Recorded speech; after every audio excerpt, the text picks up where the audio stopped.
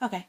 Hi, my name's Andrea Venture, and I am doing an evaluation of the movie The Soloist, starring Jamie Foxx and Russell Crowe Jr. Um, the character that I chose to do my treatment plan and diagnosis for was the main character of the story, Nathaniel Anthony Ayers Jr. Um, in the movie, Nathaniel presented with a range of emotional disturbances. He was a homeless man living on the streets who had an affinity and let's say, a genius, so to speak, for music. Had really extensive musical talents, but lacked basic social interaction skills and also some intellectual disabilities with the way he comprehended and received and gave out information. My diagnosis would be a multi-diagnosis. The first diagnosis would be the autism spectrum disorder.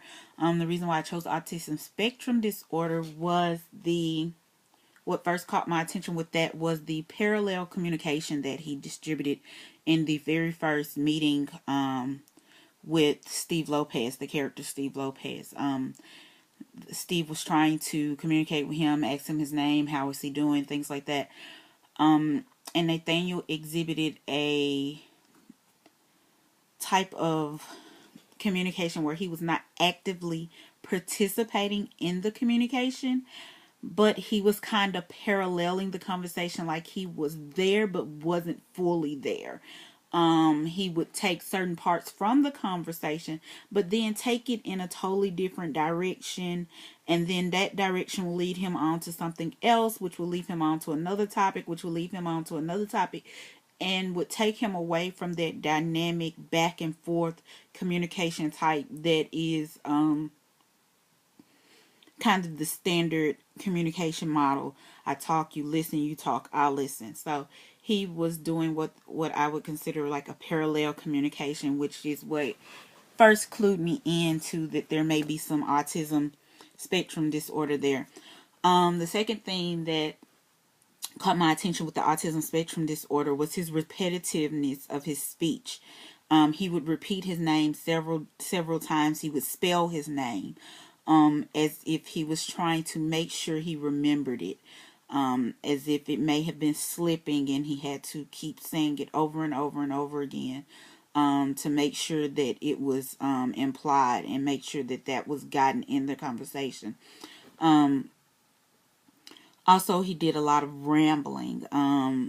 So that clued me into that there were some social behavior deficits there, that he was not very good with social interaction. He would not make eye contact during conversations. He would look off. He would look off into the distance. He would, like I said, go with the repetitive rambling speech. So all of that clued me in, was the first clue into the autism spectrum disorder. And autism spectrum disorder is classified as having some intellectual disability as well as emotional and social deficits. There's a level of functioning with autism spectrum disorder. And I would say he was in the range of a medium to high functioning because he was living on his own. Granted, he was not living on his own well and in an ideal situation, but he was capable of making sure his basic needs were being met, that he can feed, that he fed himself, that he relieved himself. He had an obsession for things being clean. And so this sort of thing that you find with patients with autism spectrum disorder, that they have this single-minded focus on one single thing that they have to complete until it's done. Also, his single-minded focus in his music, how it was his calming factor and it was his language of choice, so to speak. So since he lacked the social interaction that is considered normal behavior. Music was his language or choice to express himself. It was the way he got out his thoughts, his emotions, in a way that could be understood. So I will also count that as maybe his coping mechanism too. The music was his coping mechanism as well as his language of choice. Also, within the autism spectrum disorder, there are emotional disturbances with extreme outbursts of emotions. And he exhibited that a lot. He was prone to like extreme, like almost manic episodes of one emotional extreme or the other, be it anger or extreme sadness or happiness. So, and not being able to move coherently through those emotions, but being a block and getting stuck in that one extreme. Also, with the autism spectrum disorder, you find that they have an increased intolerance for certain stimuli. And he showed this same behavior with an increased intolerance for specific touch, especially touch from people he didn't know. He didn't want to be touched. When he was getting ready to play his recital, the guy wanted to touch him to kind of like bring him out of his daze, because he had went into sort of a catatonic state where he was mute and kind of withdrawn and within himself. And when the guy went to touch him, he, responded with extreme violence, to being touched, because he was being touched by someone that he didn't consider safe. So that also kind of went along with the diagnosis for autism spectrum disorder. I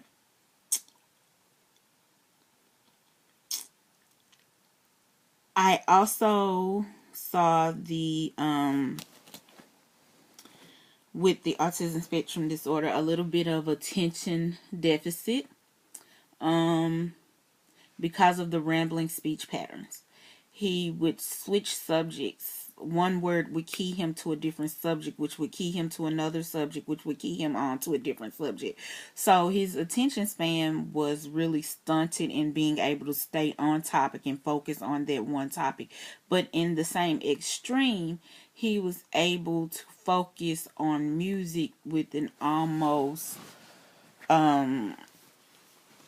like catatonic concentration. Like he just could not, once the music started, there was nothing else around him. You could not talk to him, you could not engage him in conversation, you couldn't touch him, move him. Like the music was all encompassing at that particular moment. So that kind of behavior made me think that there was some slight attention deficit disorder. You can see in the flashbacks from when he was a child that same kind of attention span was there.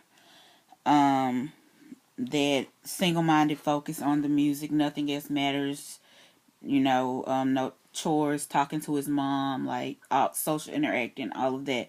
He was very reluctant to engage. You see the scene where he's at the house with his mother and he's in the basement by himself while they're socializing upstairs. So that would go back to that autism spectrum disorder, being withdrawn and wanting to avoid social interaction because of those deficits that are there, and inability to function and socialize in a normal pattern.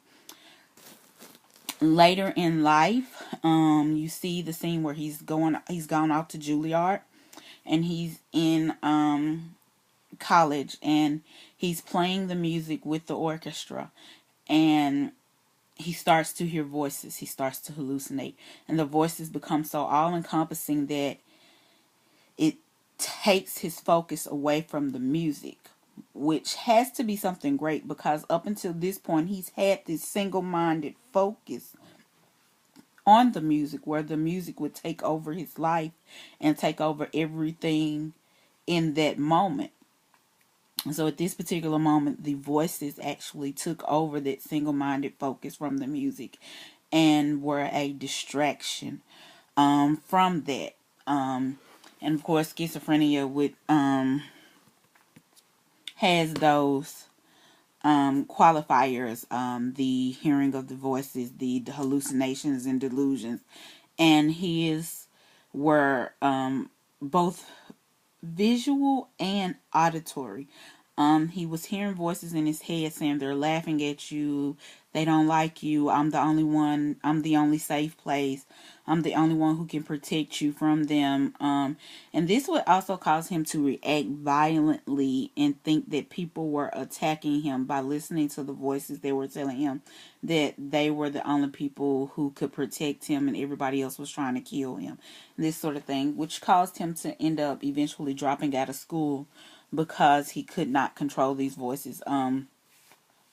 There was a scene where he tried to reach out to his mother and let her know that he was hearing the voices, but because of that lack in social interaction, he didn't quite know how to explain what was going on with him so that in a way that she would understand. It could possibly have gotten him some help at that early onset stage of those auditory hallucinations. And because possibly the autism had not been diagnosed up until this point, because he was from a rural town, poor family, usually goes undiagnosed in those families because of the lack of health care and lack of availability to treatment and diagnosis. I think he was even more prone to not being understood. Where his family had not really gained an understanding of how to communicate with him and how to communicate in his language and how to understand him when he was communicating in that language. So I think that led to that breakdown with the hallucinations, that he was kind of then lost to the voices at that point in time. It goes to a scene where he's at home with his sister, and his sister is trying to take care of him. She's trying to feed him some soup because at this point he's completely withdrawn from the world. He's not interacting with anybody. He's residing in the basement with no lights on. Music papers are scattered over the floor. The only thing he's doing is constantly playing music. He's not eating, he's not sleeping, he's not talking to anybody. So she was trying to bring him some food so that he can eat. And the voices in his head were telling him that she was trying to kill him instead of help him. And that's when he ran away, and that led him to being homeless. So that kind of withdrawal would go both with the autism spectrum and the schizophrenia spectrum, because those voices are there that were helping to direct that withdrawal. And he also had that deficit in social interaction skills that caused him to withdraw within himself too. Back to present day. As he was interacting with Steve Lopez, like, he would have moments where the voices would take over, and he would kind of like shake his head, and the auditory hallucinations would put him in a state where he would stare off, and he was into the voices and hearing what the voices were saying, but he was like looking off into space, and the world was going in like a hazy fuzz, which were facilitating the visual disturbances that he was having. And then in those moments, the only thing that would seem to calm and bring him back to himself would be the music. So with treating this and knowing his diagnosis of autism spectrum, slight attention deficit disorder, and schizophrenia disorder, I would recommend a solution-focused therapy approach. The reason why I would do a solution-focused therapy approach is because we know just from watching and looking at him during his diagnosis, that he has some coping skills to deal with the auditory hallucinations, to deal with the social interaction deficits, and to deal with the attention deficit. We know that music is his language. So with that, I would use that as the tool to facilitate his healing. I would instrument that into therapy, as when he's getting in these episodes where he's in one extreme or the other, that he would come back to the music, so to speak, so that he can gain his center. And every time after he finished playing the music, he became pretty lucid. He was kind of back to his normal. He could then function at his level of functioning after having either listened to the music or played the music. So I would bring that into his therapy. I would ask the family, when they see that he's getting into periods of extreme agitation or discomfort, to actually bring the music in and let him express himself through the music. That way you're using what he already has at his disposal, what he's already comfortable doing, to facilitate him becoming a healthier version of himself. I think that model will also work because in the solution focus model, that's one thing that you want to focus on, is using the patient's resources that they already have at their disposal and showing them how to apply what's working to what's not working. So that would be the main intervention used, would be the playing of music from him, either on whichever instrument was at his disposal, to communicate his extreme distress or discomfort. And when he is distressed, to actually start playing music, particularly Beethoven, which he had kind of gravitated to. It had a calming effect on him, even just listening to the Beethoven being played, even if he wasn't playing the music himself. Listening to it gave